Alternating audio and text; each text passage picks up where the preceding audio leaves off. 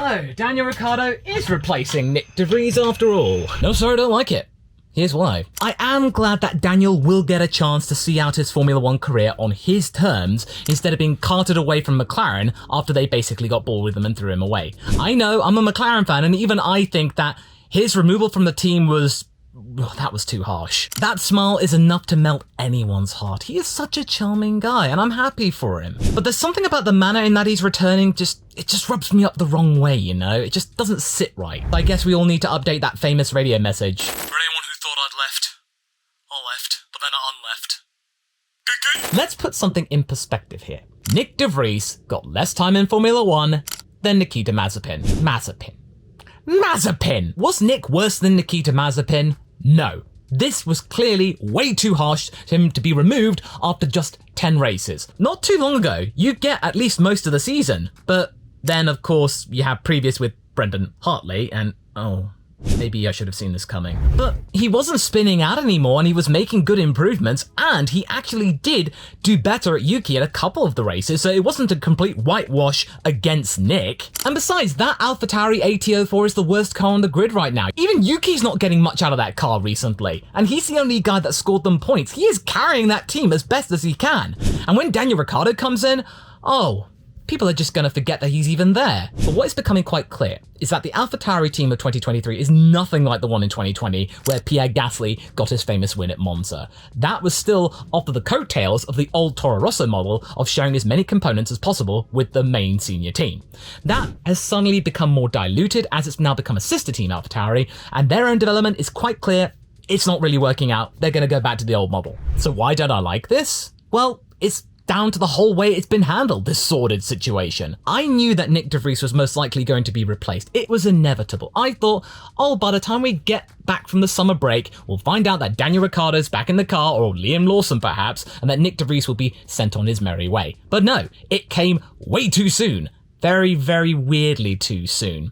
Do I have to break out the tinfoil hat here? And it's a really bad reflection on the way that the Red Bull camp picks its drivers. Nyck de Vries wasn't just a guy who had nothing to do with the Red Bull Junior program. He was a Mercedes guy. They're mortal enemies. What? But anyway, back in 22, Nyck de Vries got 9th place at Monza, yada yada yada, you all know that story. Jost Capito, who was in charge of the Williams team at the time, completely dropped the ball there and really should have secured Nyck de Vries' contract as soon as he'd gotten out of the car. Then Helmut Marko made a really weird hip shot that is very uncharacteristic and just thought, oh, we'll get Nyck now. Marko at the time really wanted Nyck, like a child who wanted the next big shiny thing, even though they have a perfectly good box of toys that they had for a very long time. But when that toy became problematic and it wasn't what they expected, and that basically his friend, Christian Horner, was telling him that it was lame, then, oh, he wanted to get a shot of it as quickly as possible. Throw it in the bin, go back to the old reliable teddy bear that was Daniel Ricciardo, and to be fair, Daniel is a little bit of a teddy bear. But then again, there are these other toys that they bought and are now ignoring. Seriously, this Red Bull Junior program is becoming a bit of a farce.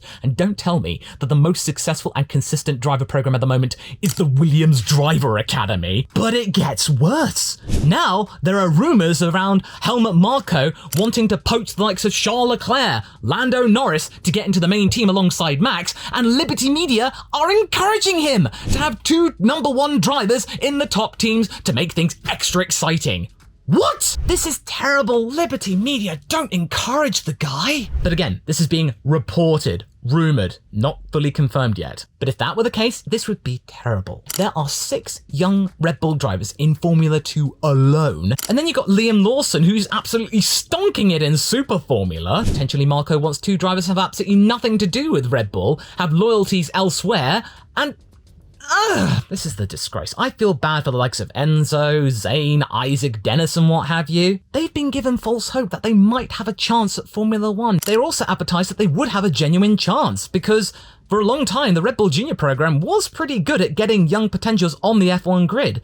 But realistically, the only one that stayed the course of time at the top team is Max Verstappen, and he's going to be there for a very long time. What about the others? Well, Yuki's treading water at Alphatauri, Pierre's gotten bored and gone to a French team, Daniel himself quit and then's now come back again, Alex got tossed and has now found a good place at Williams, and then Carlos, remember, Carlos was part of the junior program, well, He's now at Ferrari. Okay, back to Daniel. The whole media circus surrounding it, it's like if Sebastian Vettel came out of retirement suddenly and is now back in the sport. But having said that, I did see a picture of Sebastian Vettel giving Daniel some encouragement in his car. That was really cute. I just think this is a little bit premature because we don't know for sure how well Daniel's going to do in that car, which I must remind you is the worst car on the grid.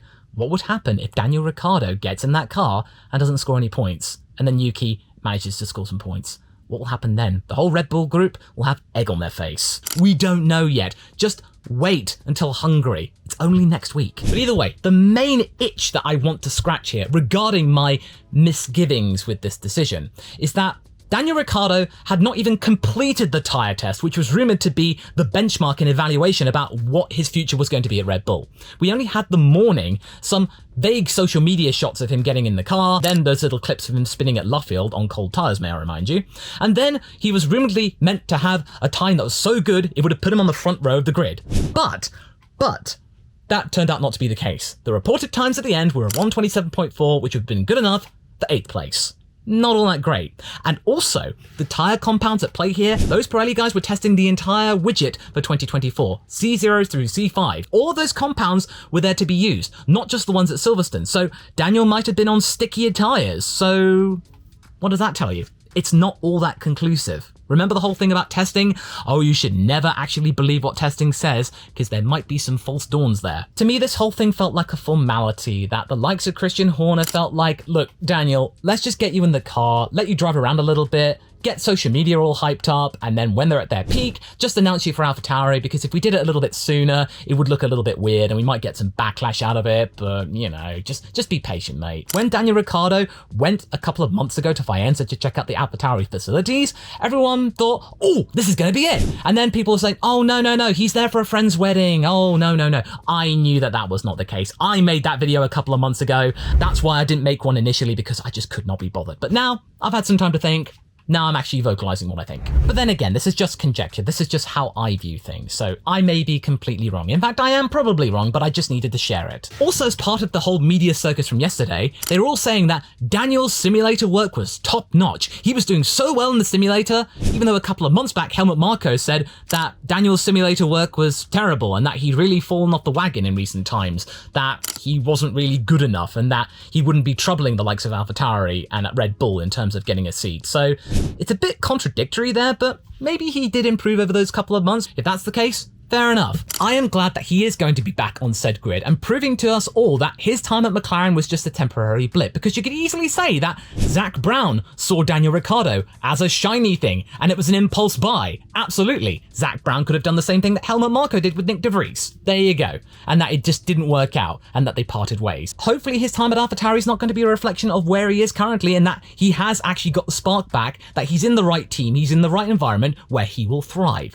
I want to see that. I really do. But what I really think this is all about is that this is meant to be some way of putting a plaster over the wound that is the AT04. That car is not good. It's there to distract everyone from the failed Alphatauri experiment. Who cares if the car is bad? Because Daniel's in the car now, isn't that great?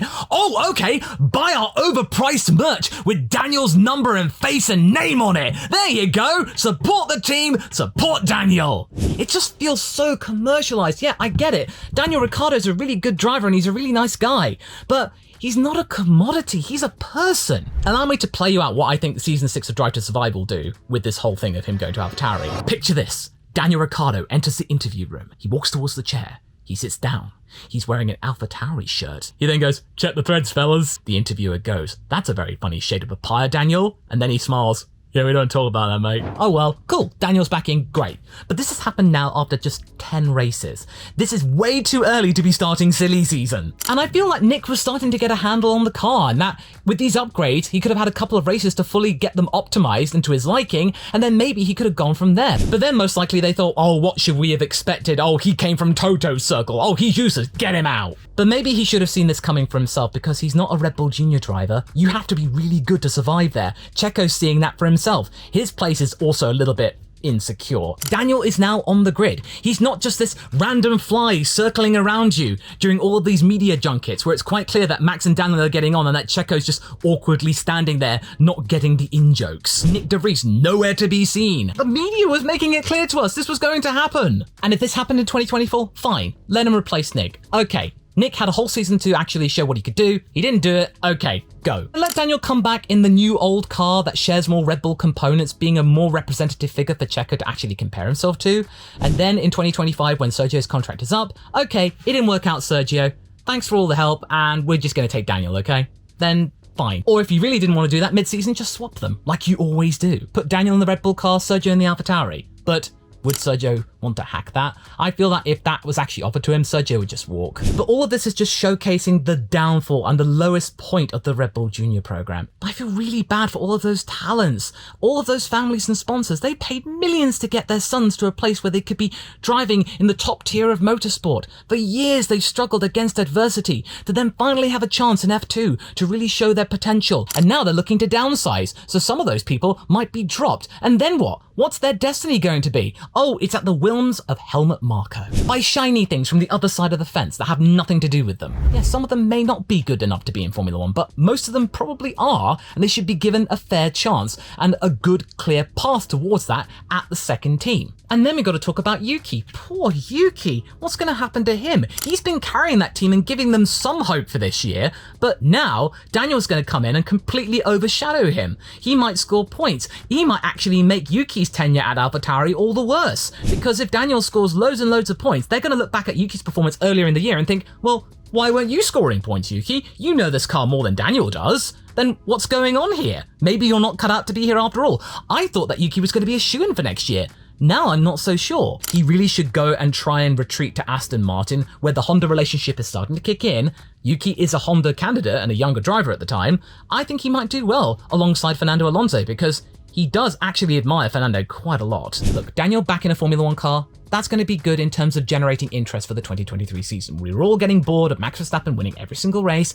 Now we've got something to actually set a benchmark for the likes of the Checo drama, seeing Max's friend back in the car, see what he can do in the worst car on the grid. All of this speculation is going to be great for pundits like me. But I just wish this was handled better and with some more tact. Nyck and his agent were tempted over to the wrong team. I'm so sorry for you, Nyck. I really am. You really deserved a shot at it, but you really should have picked Williams. They would have supported you. They gave you the chance. They had faith in you. Franz Tost, the current team principal of Alphatauri, had faith in you, but since he's now going to be retiring at the end of the season, he's often being ignored by the likes of Helmut Marko and Christian Horner, because they don't really care what he has to say because he's going to go. He's irrelevant now. And that's a real shame because Franz Tost made that team what it is. Toro Rosso, that was him. Alphatauri at the beginning, that was him. But yeah, Nyck should have really had his chance at least until Spa.